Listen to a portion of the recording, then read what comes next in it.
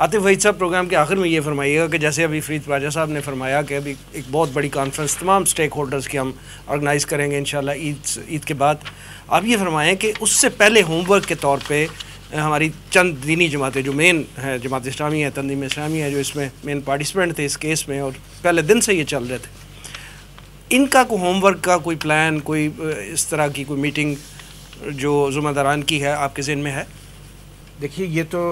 کافی دیر سے، جب سے یہ اس کیس کی شروعات ہوئی ہیں، دوبارہ اس کی ہیئرنگ شروع ہوئی ہے، ہم اس معاملے کے اندر ایک مشترکہ ایک پلیٹ فارم کے اوپر چل رہے ہیں۔ ہر سٹیج کے اوپر ہم اپنا ایک لائحہ عمل تیار کرتے ہیں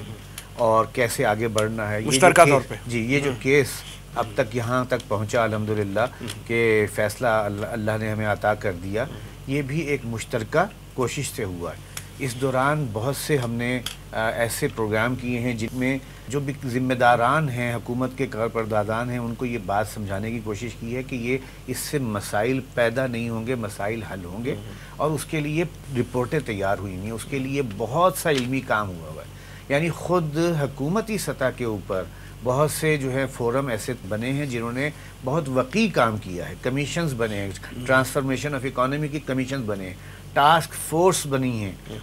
منسٹری آف لا کے اندر بنی ہے، منسٹری آف فائنانس میں بنی ہیں، ان کی رپورٹیں جو ہیں وہ تیار ہیں، ان میں کانٹریکٹس۔ مجھے یاد ہے آپ یہ کیس کی جتنی بھی معاونت تھی عدلیہ کی، اس کے ساتھ ساتھ سائیڈ لائنز پہ آپ بہت زیادہ میٹنگز کیا کرتے تھے۔ میں انہی کی طرف اشارہ کر رہا ہوں کہ میں نے اس سلسلے میں الحمدللہ کافی ہوم ورک کیا، اور ظاہر ہے وہ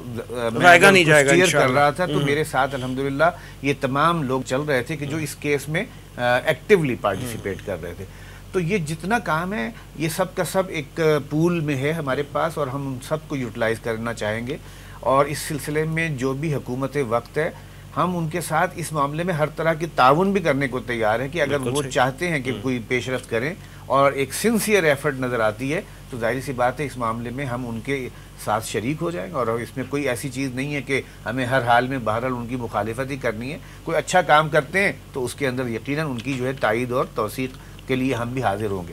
میں اس میں صرف ایک بات اور عرض کر دوں کہ دیکھیے پورا جو اسلام کا نظام حیات ہے نا،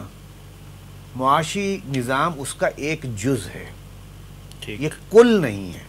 ٹھیک، نظام حیات میں سب سے پہلے آپ کو معلوم ہے ایمانیات ہیں اور اعتقادات ہیں، وہ پورا ذہن ہی بدل دیتے ہیں۔ پھر اس کے بعد معاشی نظام ہے، سیاست ہے، معاشرت ہے، اخلاق ہے، ادب ہے، یہ ساری چیزیں اسلام کے نظام کے گوشے ہیں۔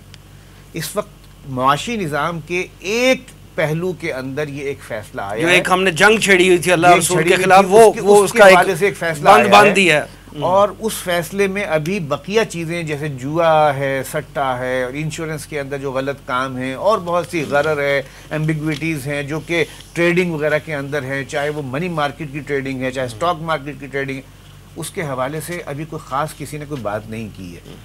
امپلائیڈ تو ہے یہ فیصلہ ان پر بھی ہے، لیکن بہرحال وہ بھی اسلامی نظام معیشت کا حصہ ہیں، بالکل اسی کے انڈر آئیں گے نا۔ اب اگر آپ اس کی ساری ہمگیریت کو دیکھیں تو اس کے اعتبار سے ایک حصے کے اندر آنے والی یہ تبدیلی، یہ بقیہ حصوں میں تبدیلی کا پیش خیمہ تو ہو سکتی ہے۔ ہم یہ نہیں کہہ سکتے کہ اس سے سارا جہان بدل جائے گا اور ہماری ہر طرف جو ہے وہ دودھ کی اور شہد کی نہریں بہہ اٹھیں گی۔ ہمیں اس کے لیے ابھی بہت سے مراحل طے کرنے، اور میں یہ سمجھتا ہوں کہ اصل چیلنج اب ہے درپیش۔ صحیح، ابھی جو چیز ہمیں حاصل ہوئی ہے وہ ایک علمی کہہ لیجئے کہ ایک فتح ہے یہ، کہ یہ جو آج تک جتنا ایک مس کنسیپشن کریٹ کیا گیا تھا کہ یہ جو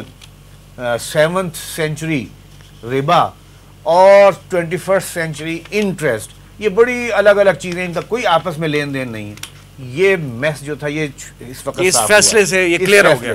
کہ یہ جتنا نظام ہے یہ نظام سب کا سب وہ ربا بیسڈ ہے، اور اس ربا بیسڈ ہونے کی وجہ سے ہم یہ کہہ سکتے ہیں کہ نظام باطل ہے۔ چنانچہ اس بات کی کلیئرٹی کے لیے یہ فیصلہ مؤثر ہے۔ باقی اس فیصلے سے پیدا ہونے والے جو اثرات ہیں، یہ جو برکات ہیں، اس کے لیے تو ابھی کافی محنت انشاءاللہ ابھی ہمیں کرنی ہے، اور میں سمجھتا ہوں اس فورس کے جتنے بھی سپاہی ہیں وہ سب ابھی کمر بستہ رہیں کہ ابھی آگے بہت سے میدان ہیں، اس لیے کہ ظاہر ہے یہ اتنا گہرا اترا ہوا ہے۔ اگر آپ یہ قوانین کو دیکھ لیں، یہ سب قوانین کون سے ہیں؟ جو انٹرسٹ سے ریلیٹڈ ہے، 1860 کا قانون، 1890 کا قانون، 1908 کے قوانین، یہ سی پی سی ہے، یہ سی آر پی سی ہے، اور یہ پاکستان پینل کوڈ ہے، یہ کیا چیزیں ہیں؟ یہ سب کے سب وہی جو انگریز نے دی ہوئی تھی، اس کے تحت بنے ہوئے قوانین ہیں جنہیں ساری بات اب ان کی ریسٹرکچرنگ کرنی ہے آپ نے، بالکل آل ٹوگیدر چینج کرنا ہے، تو اس میں وقت بھی لگے گا اور اس میں محنتیں بھی لگے گی. سے ہی سب کچھ بدلے گا نہیں. سود یقیناً بہت اہم شے تھا، یہ اس کی بیک بون ہے اس پورے نظام کی. اس بیک بون کو آپ نے ہلا دیا اور اس کے اندر آپ نے ایک نئی شے کا جو ہے وہ